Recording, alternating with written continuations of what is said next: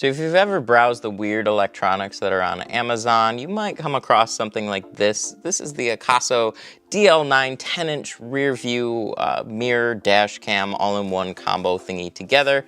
This is not a video that I normally do, of course, but they reached out to me asking me to just review it. They're not paying to sponsor this video, and I actually needed one for this car, so it's like, yeah, sure, why not? Cool. Company recognized me, sent me something. That's nice. It's real nice. So we're gonna go ahead and open this, set it up, and just do a quick little review.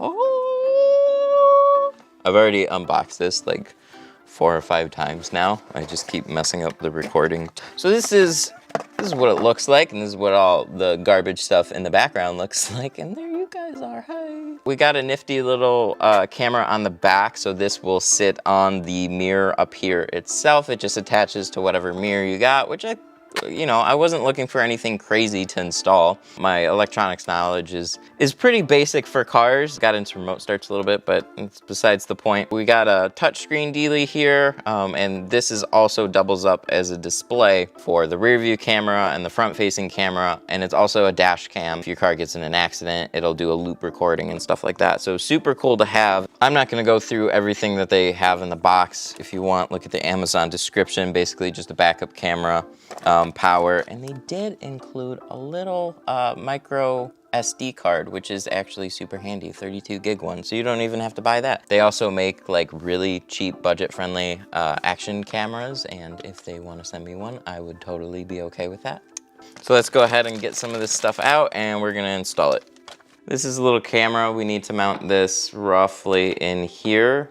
Little waterproof housing. I noticed there's a little screw here, so I gotta try and get that off, and I have a feeling this isn't gonna go very well.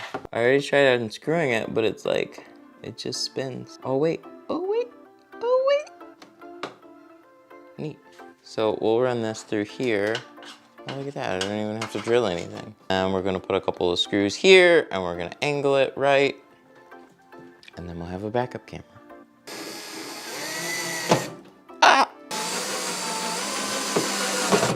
Flawless, except now this wonderful addition to our scratches all over this thing. Oh God. It started completely spinning the stick tape. I know I don't need the stick tape with the screws there, but I kind of just wanted to like put both. It should be way back here, not up here. It looks so dumb. It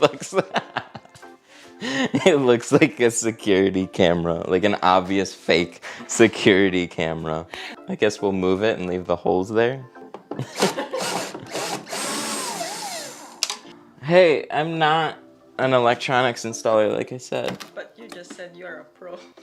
Did I say that? I didn't say that. I tint windows. See, this stupid ass hole is just slightly too big. I don't know, I don't have a good idea for this.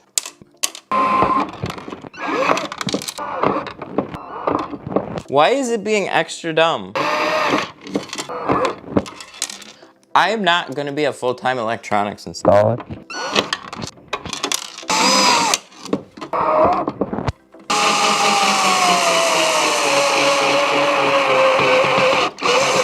Well, got it. The sad thing is the battery is basically dead now. We are secured. Look at that. Perfect. 10 out of 10. It's still ugly. But yeah, if I'm gonna leave one screw, I could totally put it back farther here. But we're just gonna leave it for now.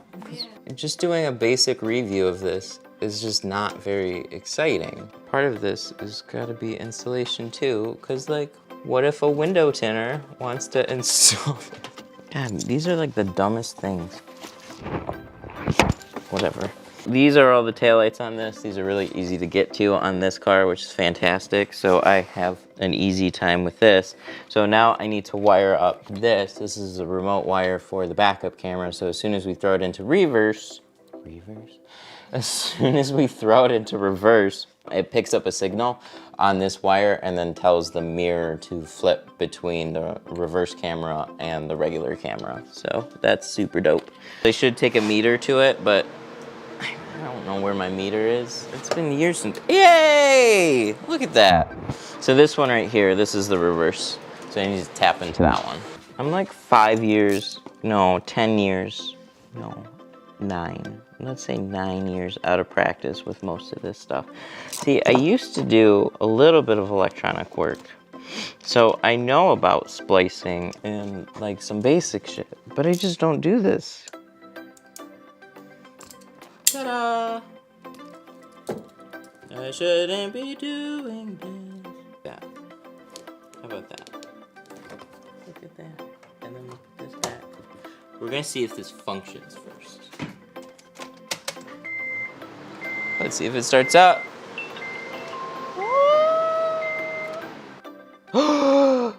It put on lines. Oh my god. Oh my god. I think it's working. Oh look, there we go. So look, I got one camera here. Da-da. Let's put it in reverse. No shit! That's dope. I like that. Okay, cool. Now let's get this thing all buttoned up. Primo fishing job here. There's little spikies on these floor mats. Why are they upside down? I'm trying to fish a wire under the hinge. So we gotta like leave enough here to like button this up there. Just jam this down here. It's really just a matter of tucking shit so you can't see it. We are gonna have to figure out what to do with all this extra wire though.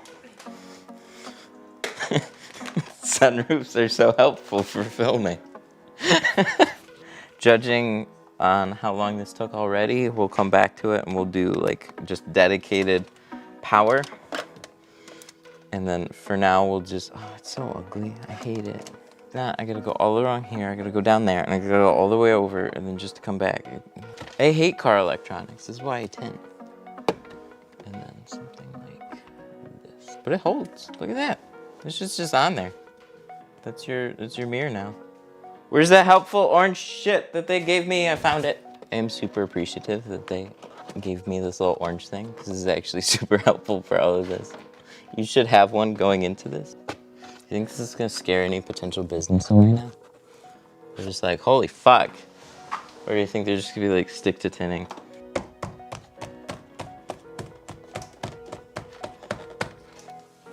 Look, so professional. The car works. Oh, it's on. That's the back. And then if we do this, we get the front, and then we can adjust it. The camera adjusts independently too, which is super dope. Oh, it's got a cover, so it's probably a little blurry. Hang on. Yeah.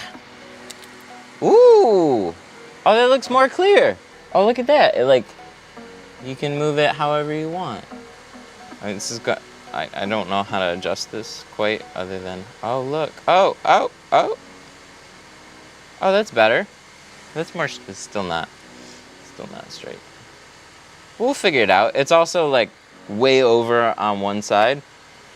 So then you do this, and you can see behind. I don't know if that's, we're gonna have to move this outside and then see how everything stacks up. All right, so we're doing backup practice right now. She's trying to get her driver's license. There's a couple things that I wanted to point out that I didn't like as much as what I thought I would.